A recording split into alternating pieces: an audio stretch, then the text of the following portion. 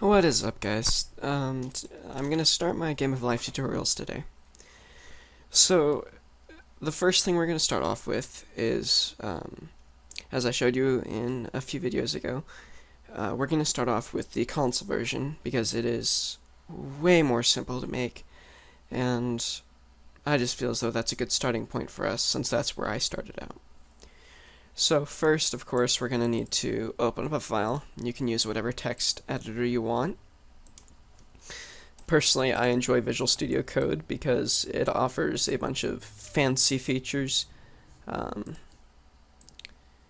So that's pretty much the only real reason I use it. I don't use it as much actually, but I'm currently trying to figure... There it is, okay. Alright. So first, we're going to do something. So if you haven't used C before, or any programming language before, the first thing you should know is that in every single program, there's always going to be something called main. Or at least in most executable programs, there's going to be a function, which is a block of code, called main.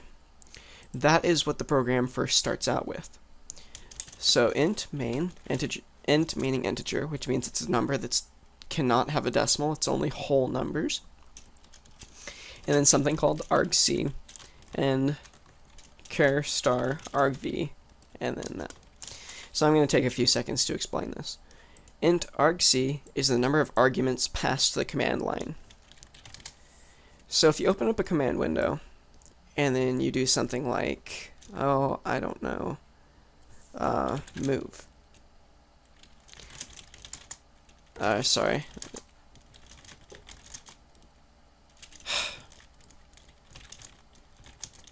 There we go. So if I do something like move, you'll notice that it has a bunch of options. But you'll notice I passed this argument to it, a /?. So the example for this would be, we're going to get argc, which is the number of arguments, including the program name, and any other arguments, separated by spaces and quotation marks. So for example, it would work like this too, if I were to put quotation marks around that.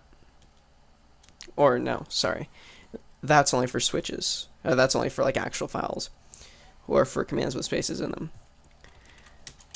So basically, it cuts out all the spaces, moves these into their own individual parts, and then gives us a count of all the parts that it found. So argument number 1, or yeah, arg1 would be the command move. Argument 2 would be the /?. However, with arrays, they are 0 indexed, which means you basically treat 0 as 1.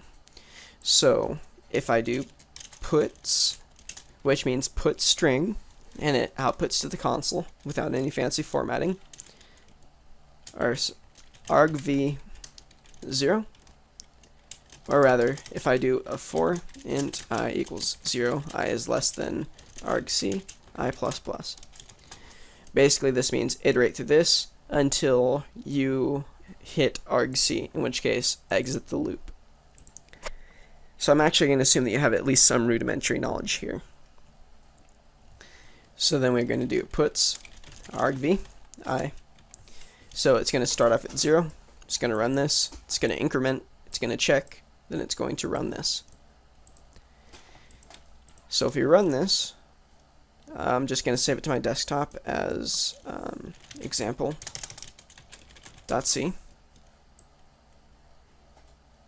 There it is. And then you'll have this. So the problem right now is we can't compile it unless you already have a compiler installed. So if you're running the Windows preview, I assume that you have bash, in which case this is basically the Linux terminal. If you don't have that, you can download something called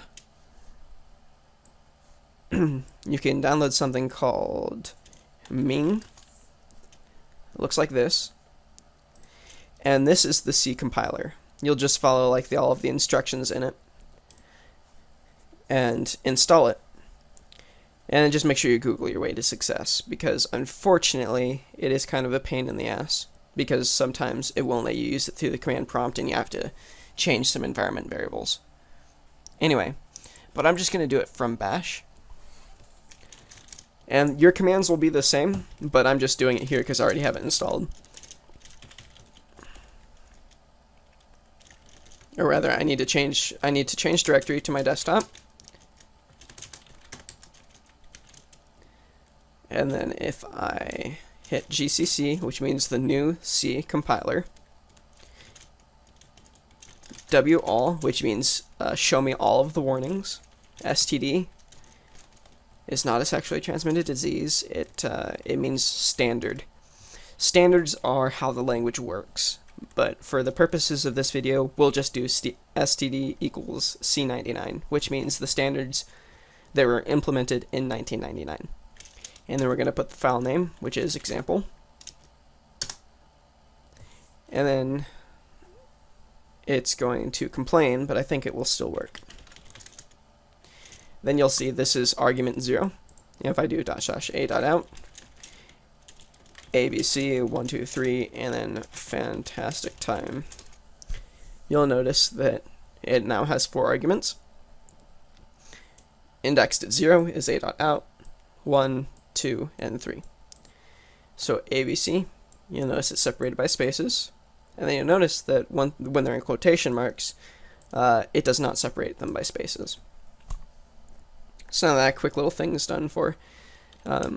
We'll go up to the top of example.c, oops, and then do pound include. What this means is it's saying, okay, we now want to look at other places for code that we can use. So what we'll be looking right now is the Stdlib H. This is the standard library, which provides a bunch of miscellaneous functions such as converting a number to a decimal, etc. All that fun stuff. Just a lot of fancy stuff, including puts, or no, that would be include stdio. So let's do that, which means standard input output. For the purposes of this video, it just means it gives us the ability to output to the console. So now we've got that. We can now do something like this. We can say that we're going to remove all of that, and then we're going to say we expect the second argument. Remember, there's 0 index, so this is technically 2. We're going to say we want an integer named rows, and we want it to be equal to A2I, which means ASCII to integer. ASCII is a form of text, but now because of the advent of Unicode, just treat it as string to text, because as far as I know, it's supposed to work with Unicode. So if you do A2I argv1, it's saying turn this string into a number. So then it's going to check if it was successful, or rather, yeah. So we want to make sure that the rows are more than 0, because if it's 1, because if it is 0, our program will not work correctly once we start actually implementing rows and columns. Printf is another thing. It's almost like puts, except you can put something like this.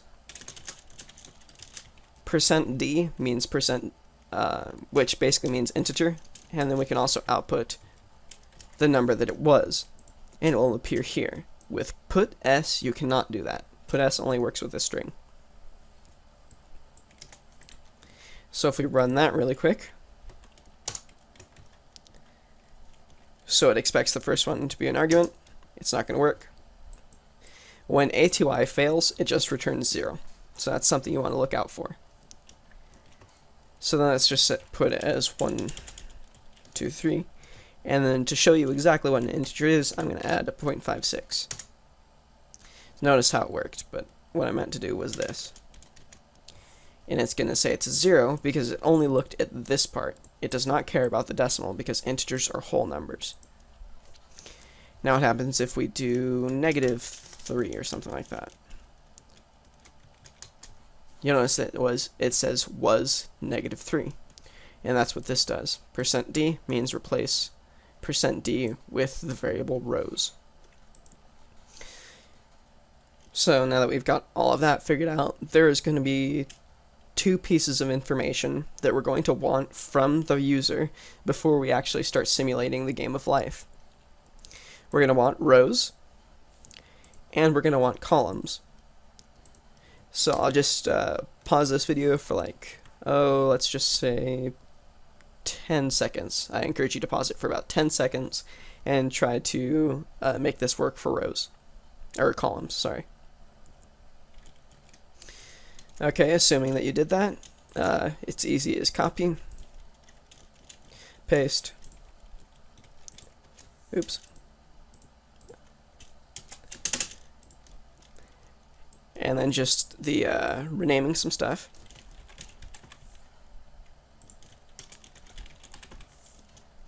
And this is something you might want to watch out for.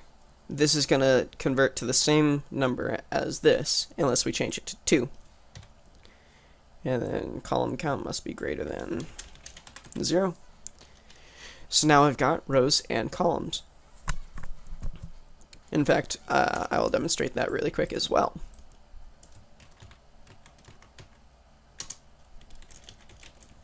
So if you have like -3 and then 4, it's going to say no, row count must be greater because it did not reach past there because we hit return -1. The number here doesn't really matter until you get into more advanced programming, but basically this means exit for inside of main. And of course we'll go over that a little more. If we make it a real number, let's say 3 and then -4. See what I'm saying?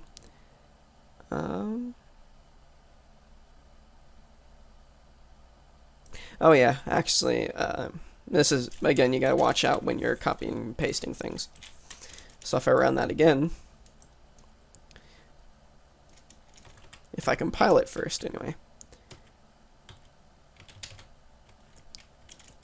with -4, it's gonna say it was -4, but if we do 4, it's not gonna output anything because it did everything correctly.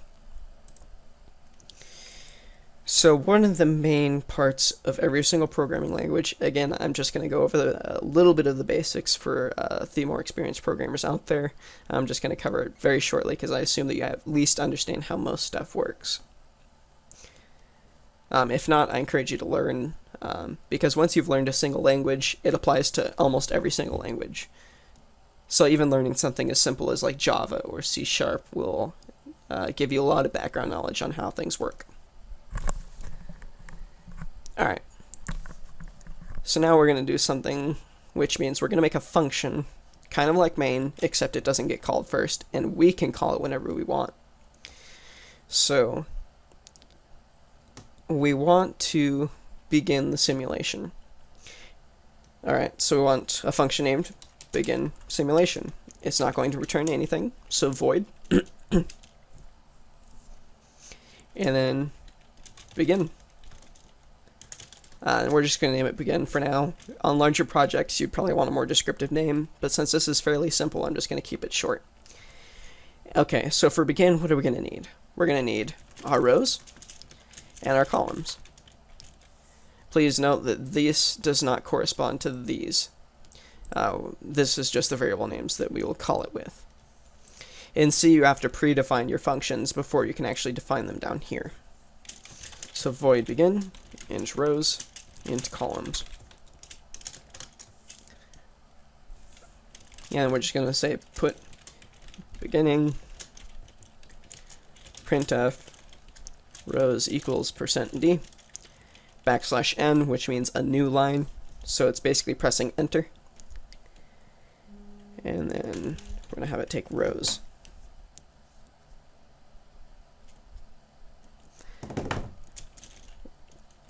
And then we're going to have it take columns equal to %d as well. Remember, that means integer. Columns. And then we're going to call it here. Begin rows columns.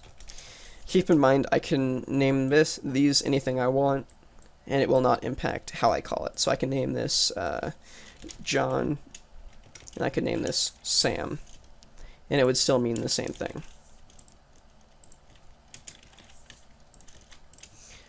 So if we compile that,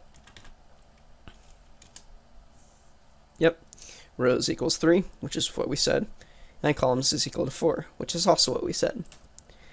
So again, for clarity, I'm just going to rename them to rows and columns again.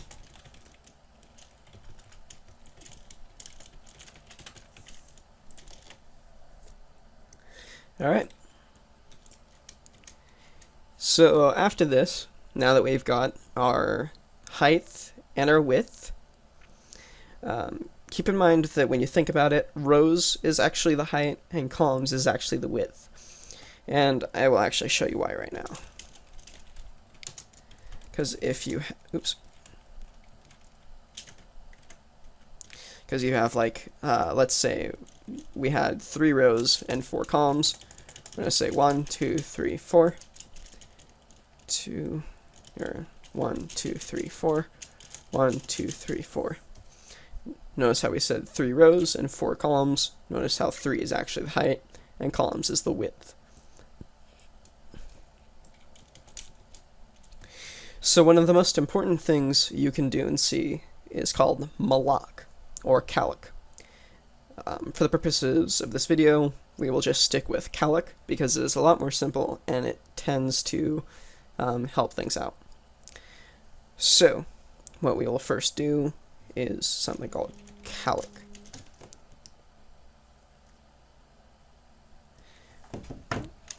Which means C-alloc, which means we're allocating memory.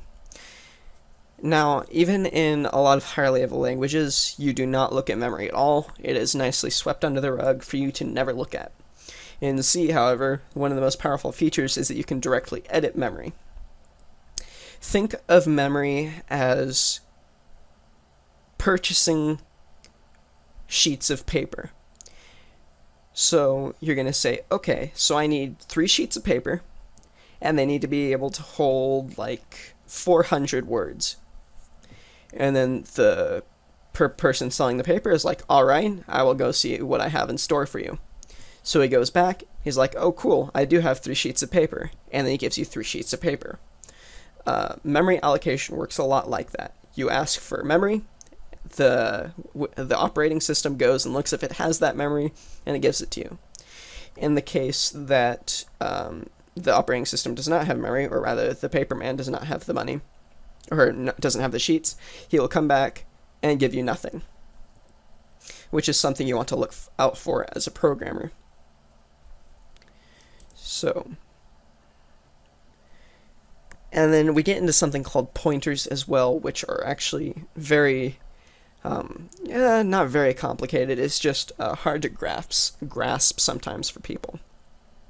So we're going to ask for our sheets of paper. We're going to say, okay, we want rows times columns. We want enough room for all of our rows and all of our columns. So it's going to say, okay, so you had 3 rows and 4 columns. You're asking for the memory space of 12 integers. All right, I'll give that to you. So it's the paperman giving you paper.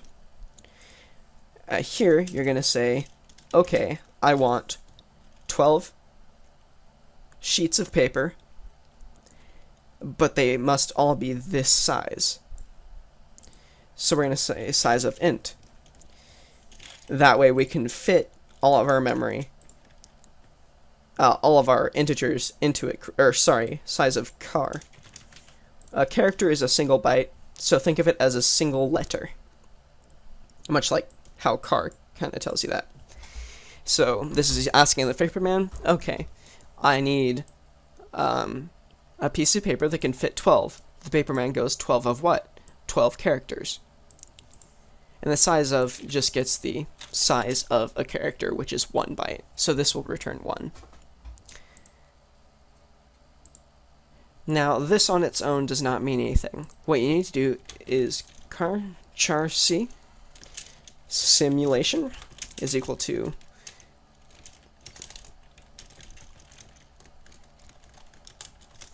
this. So what this means is I need, so let's say you have tons of drawers of paper. you're going to say, okay, so I'm going to put my paper in this drawer.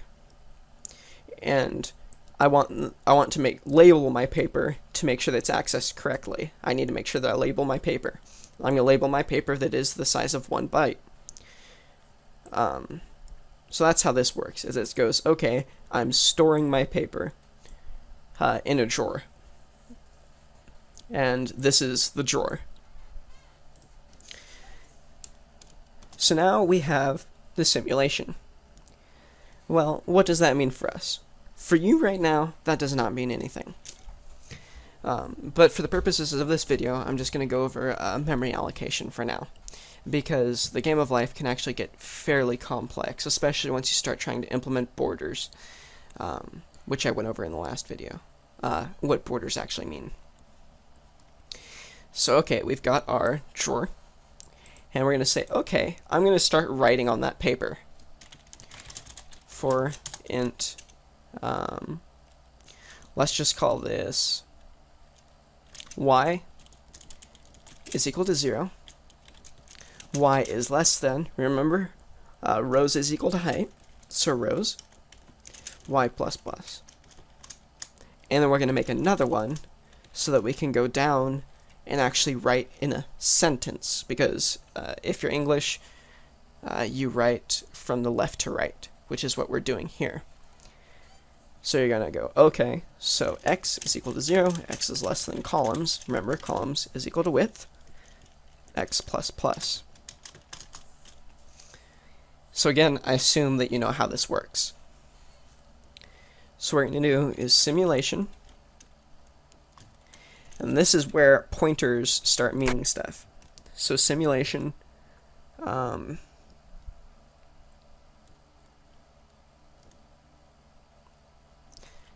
then we're going to do simulation plus, I don't remember if I'm doing this right, but I think I am, times rows, because rows is height, or no, columns, plus x is equal to, let's just say, a. So this is kind of confusing, and that's understandable. So what this is saying is, it's like, okay, so here's my drawer. So I want to go through my paper. I want to find that sheet of paper, and then I want to write on a specific part of that paper, which is what this means. So it's like, this is the drawer. I want to find this sheet of paper on this part of the paper. And then this star means what's at. So basically you're saying, okay, I want you to look at this part of the paper, is what the star means, and then I want you to write something to that part of the paper. So we're just going to write A to that paper. And then we're just going to copy this, and then we're going to say printf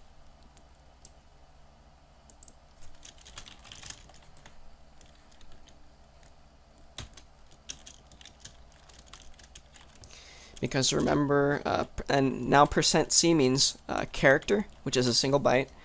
So %c means character, so we've got our types correct.